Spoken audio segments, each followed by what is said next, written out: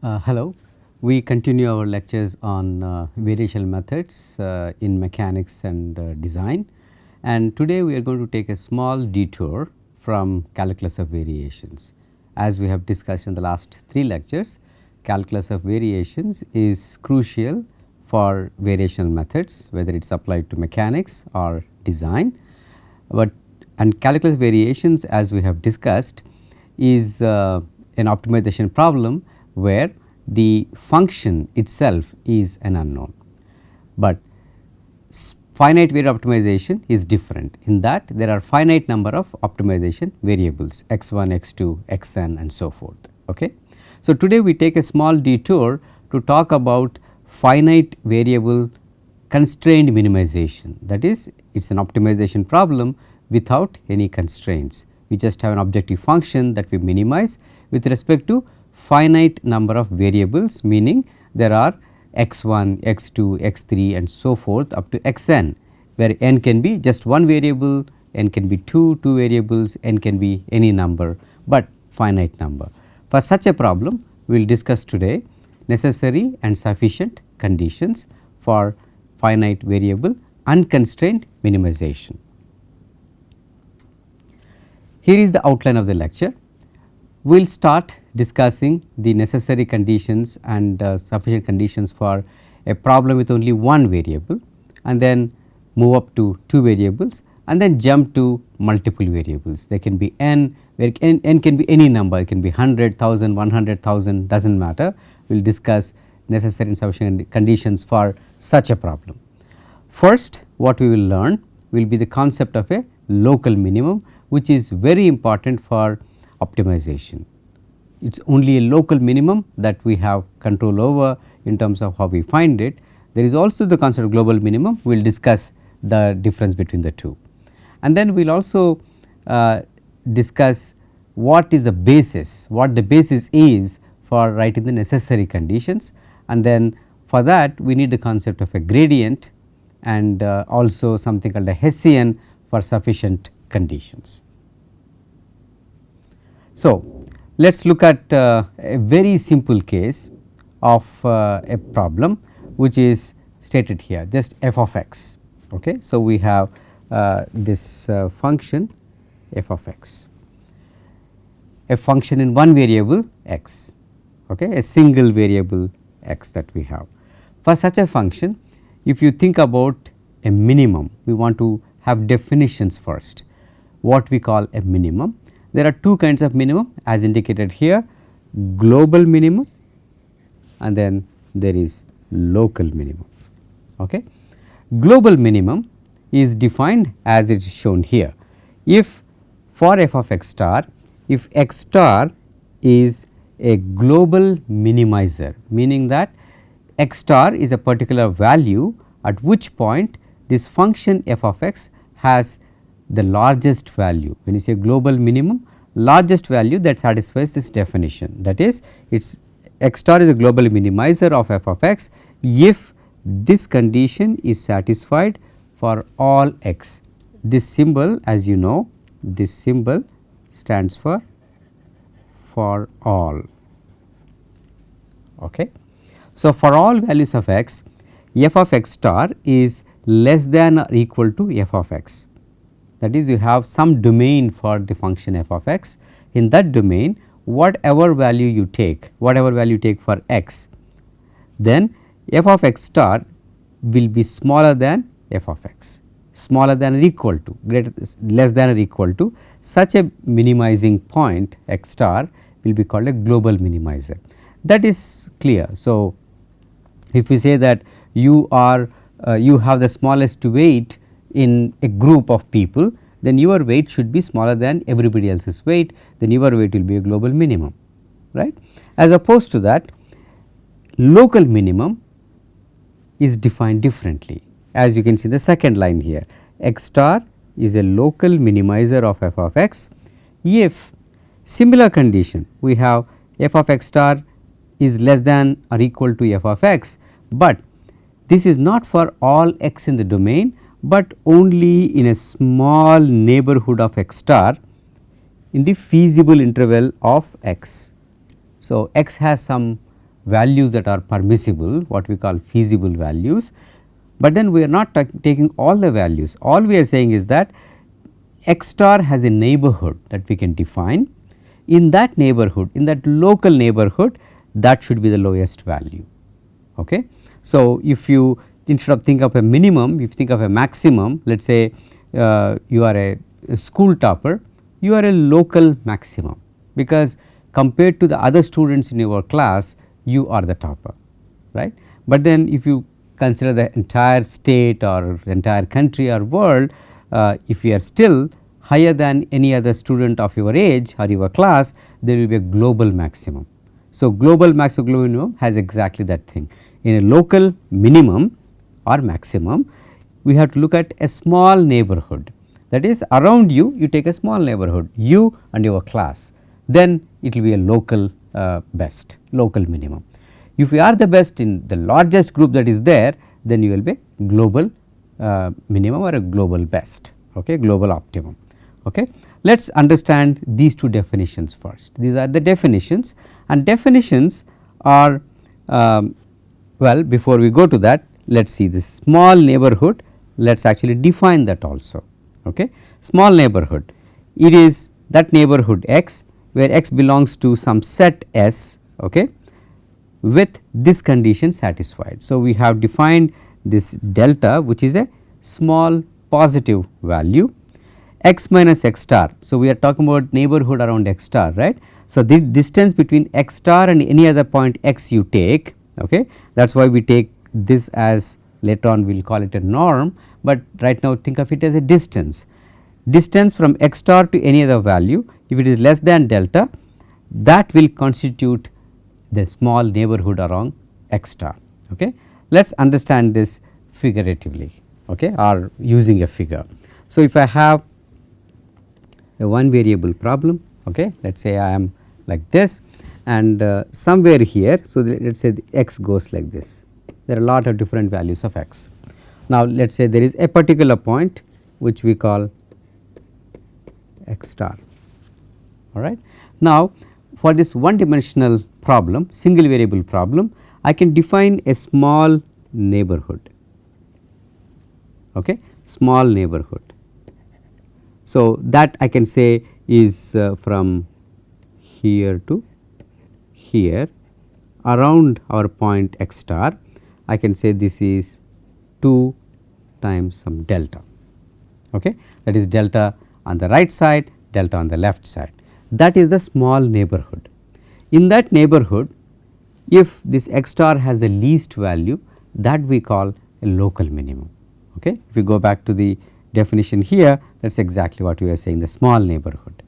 Now, instead of taking a single variable, let us take two variable problem. Let us say I have two variables x1 and x2.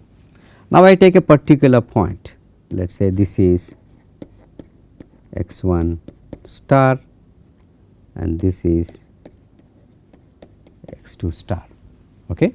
So, these coordinates are x1 star, x2 star, then I can define a small disk around it, okay, of radius, for that radius equal to delta. Okay. Here it was a small line, that was the neighborhood there, but here we have this whole disk as the neighborhood.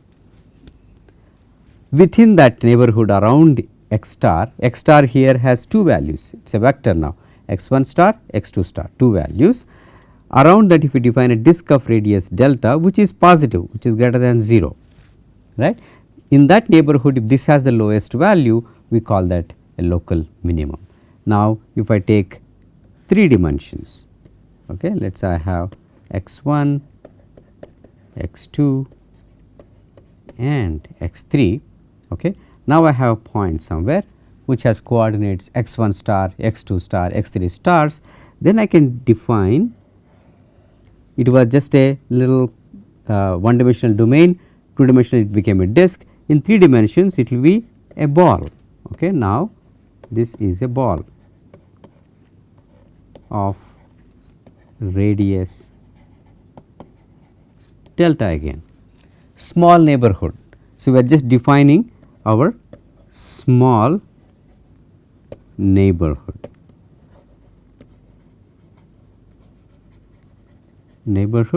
Around our putative optimum x star. Okay.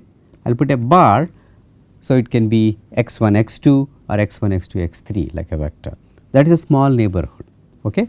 Within that small neighborhood, if you have this point to have the least value, then it is a local minimum. Otherwise, if it is for the entire domain, if it is the lowest, then it is called a global minimum, and that is exactly what these two definitions tell us. Okay.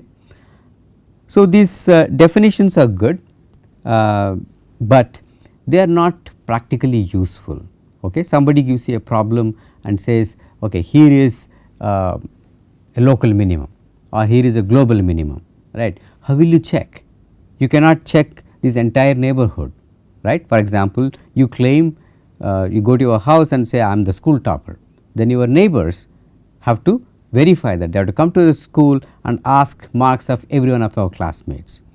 So, they have to make sure that everybody is asked, which is very difficult. If it is a large school, if you say I am the country first, then I have to ask every kid of your age to ask how many marks they got, right, in order to confirm that you are the topper. Similarly, here if you say this point is a local minimum, then you have to check around this neighborhood, exhaustively search and find, which is not practical. So, definitions are not enough, we need conditions. So, we have a condition, you plug some values into it and then verify it is a local minimum or a local maximum or global minimum, global maximum. Let us see if such conditions exist. Okay. Pictorially, let us first see how they look like, right. So, here we are showing a point which is a global minimum that we have indicated, right. This point is a global minimum, because in the domain that I have shown, let us say domain from here to here of this x here, this is a global minimum, because that is the least value, every value is above it, right. According to our definition, the global minimum is that. But you look at this point, that point is a local minimum, meaning that in the small vicinity, if I take, right, it is a one dimensional problem, in that small vicinity of x here, that is the least value, locally it is the least value. Okay. Similarly, one can talk about global maximum, and one can talk about something called a inflection point or a saddle point. Sometimes we call it saddle point, sometimes we call it inflection point. Okay. Here looking this side, it is a local maximum, that is looking at coming from this side, it is local maximum, coming from this side it is a local minimum, right. Such a thing as inflection point, where it has a special thing that when you draw a tangent, the curve is on both sides, whereas if you draw a tangent here, curve is only one side above for a minimum or local minimum, global minimum. If it is a tangent here for a maximum, the curve is below the point, okay, where the tangent is, right. So, these are the graphically the concept of a local minimum, local maximum, global minimum. I can have a global maximum also in a problem, right. Now, definitions we have learnt, graphically we understood what they are. Now, let us find conditions. For a one variable problem, it is very simple. All we say is that if x star is a local minimum, such conditions which are operationally useful can be written for local minima, but not for global minimum. Okay. Plural of minimum is minima, do not say minimums, that will be incorrect grammatically. Minima, multiple local minima. Okay. So, global minimum there will be one, local minima there can be several. For every one of those, if x star is a local minimizing point, then the condition that it should satisfy is written here. Okay. It says df by dx, that is the derivative of x with respect to x, is equal to 0 when it is evaluated at x star. Okay. That is clear from this graph. So, tangent df by dx is a slope, slope at this point is 0. Okay. Slope at this point is 0. If I take a point like this is not a local minimum or local maximum, because slope at that point is not 0, right, or this point not 0, slope at that point, whereas here slope is 0, but it is neither a minimum nor a maximum, or either it is both. Okay. But in any case, the local minimum has a condition that slope at that point is equal to 0. Okay. That is a necessary condition. The slope being equal to 0 at a point is a necessary condition for that point to be a local minimizer. We have a necessary condition, we also have sufficient condition. If there is such a point which satisfies the necessary condition, that is df by dx at x star equal to 0, then if this is true, that is d square f by dx square evaluated at x star, if that is greater than 0, that is sufficient. Okay. So, now we have necessary condition and then sufficient condition. Okay. These are conditions. So, if somebody gives you a function and gives a value and say that this function has a local minimum at that point, then immediately you take derivative, substitute that value, that x star that is given to you. If the derivative is equal to 0, then you can say yes, your point could be a minimum because that is a necessary condition. And then you find the second derivative d square f by dx square, if that is greater than 0 at that point, you say it satisfies sufficient condition. So, necessary sufficient both are satisfied, then you say okay, what you have given me is a local minimum, right. So, here you just need to substitute into the derivative, first derivative and second derivative at that value and you are done, unlike exhaustively searching the entire space, entire domain of the function. Okay. That is why conditions are useful operationally as opposed to definitions. Definitions are important to understand the concept, conditions are important to solve problems. Okay. Now, we have defined two words, necessary and sufficient. You have to say why is the necessary condition not sufficient? There are two different words, right. We say condition is necessary, we are not saying necessary condition is sufficient, and we are saying sufficient condition, why is it not necessary? Okay. Let us look at these two terms. Necessary condition is not sufficient, sufficient condition is not necessary. Okay. They are two different words. While these words necessary and sufficient are very simple words in English language, in mathematical sense for optimization we have to understand their meaning. In fact, they do not suggest anything other than what they actually say. Necessary means it is necessary, it is essential, it is necessary, and sufficient means it is adequate, it is sufficient. They do not say anything more, but we should not get confused. Okay. So, let us ask this question, why is the necessary condition necessary first, and then we will say why is it not sufficient. First let us understand necessary condition being necessary. So, for that let us consider Taylor series expansion of the function f of x around this point x star. So, that we will say this necessary condition is actually necessary. Okay. How do we do the Taylor series? If you remember, so we have, if I want to expand the function f of x around a value x star. Okay. So, f of x star we know the value of the function.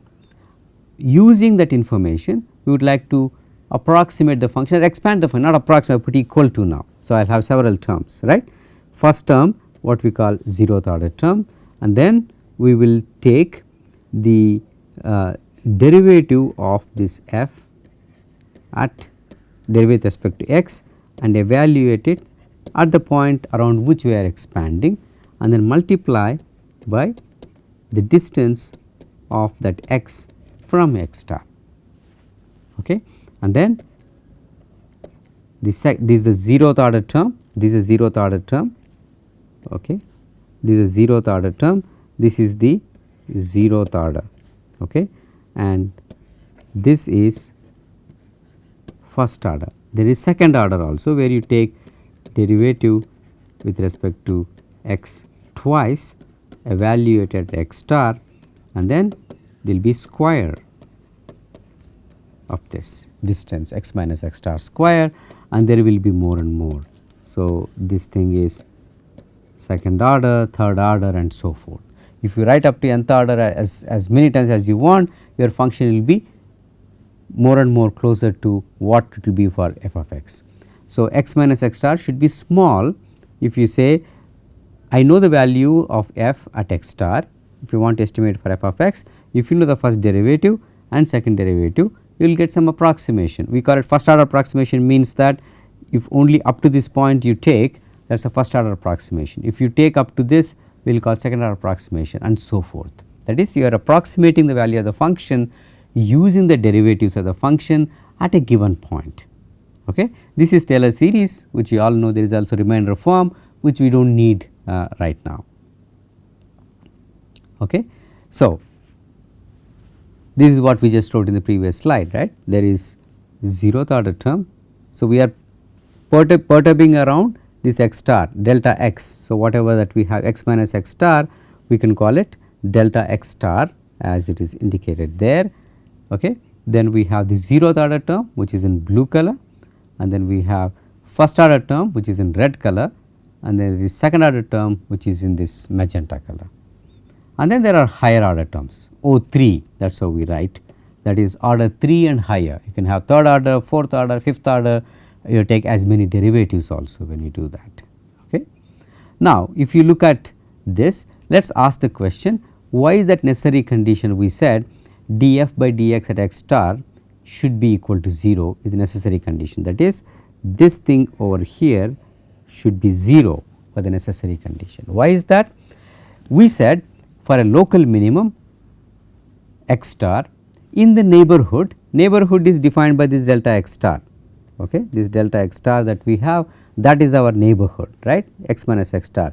If I keep this what we called delta earlier, if I keep it around that point x star, okay, and I can make this as small as we can imagine. So, this one you imagine as small as possible,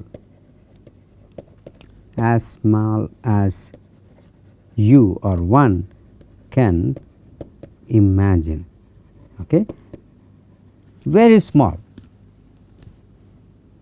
In that small neighborhood, we want f of x to be larger than f of x star, or rather f of x star should be smaller than f of x, right.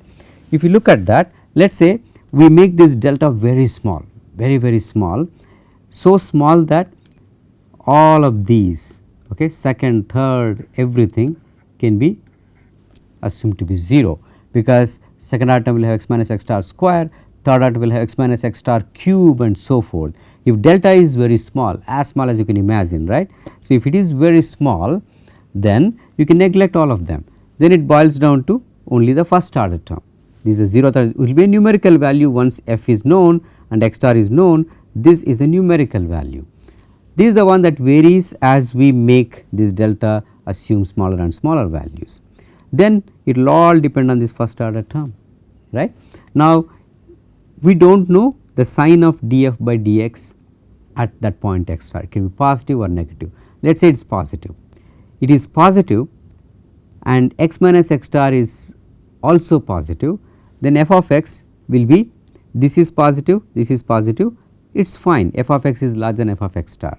But what if I take x minus x star or this delta to be negative, right, then f of x will be smaller than f of x star, because it will become f of x star minus this value which I assume to be positive, this value assumed to be positive, and if this value is negative, then overall its negative value, function value will be smaller for some other point x as compared to f of x star. That is not allowed, because we said x star is a local minimum.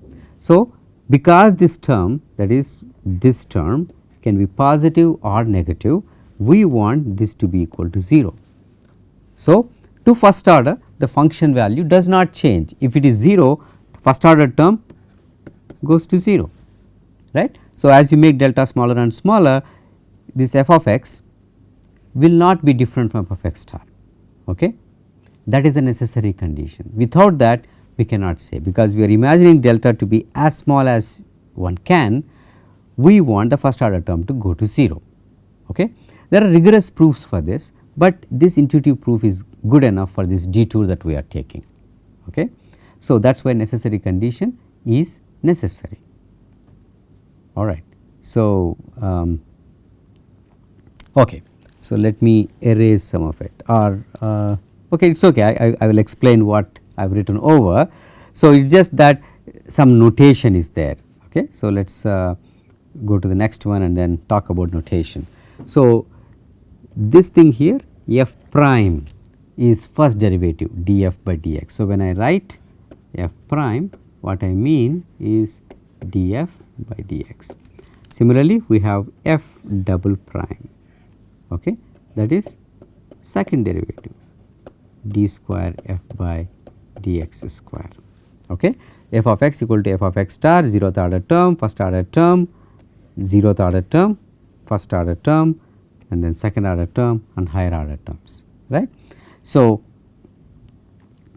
now whatever I said, this may be positive or negative depending on the sign of f x star, sign of f prime here, f prime x star, that can be positive or negative, right.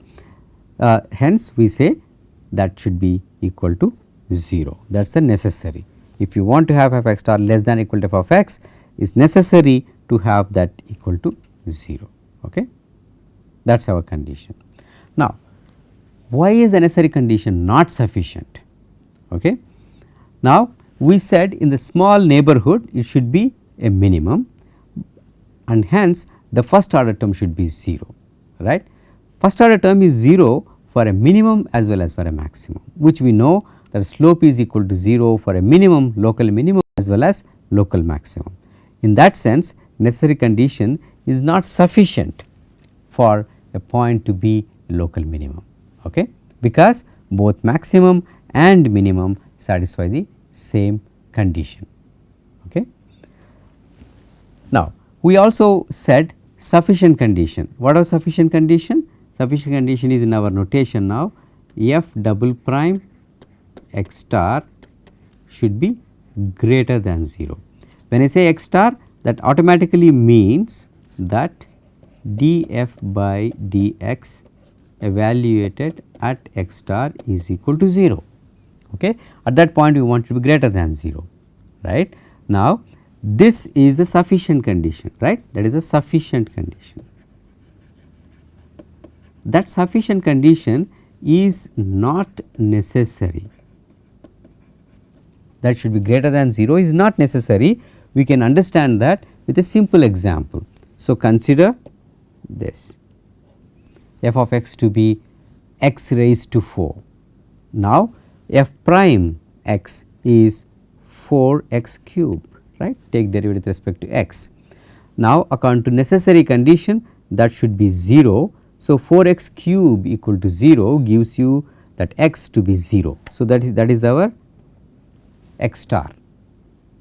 Now, consider second derivative f double prime, which is 12x square.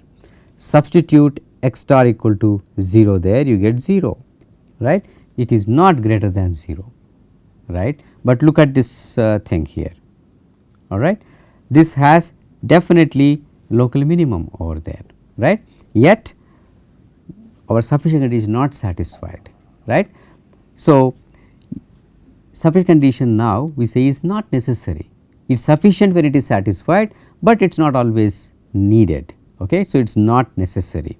Now, for this problem we will take third derivative, which is 24x, that is equal to 0, also gives you x star equal to 0. You take fourth derivative, that is 24, that is positive. So, you have to go for the pair of odd and even derivatives, where even derivative is not 0, to conclude whether it is a minimum or a maximum or that inflection point.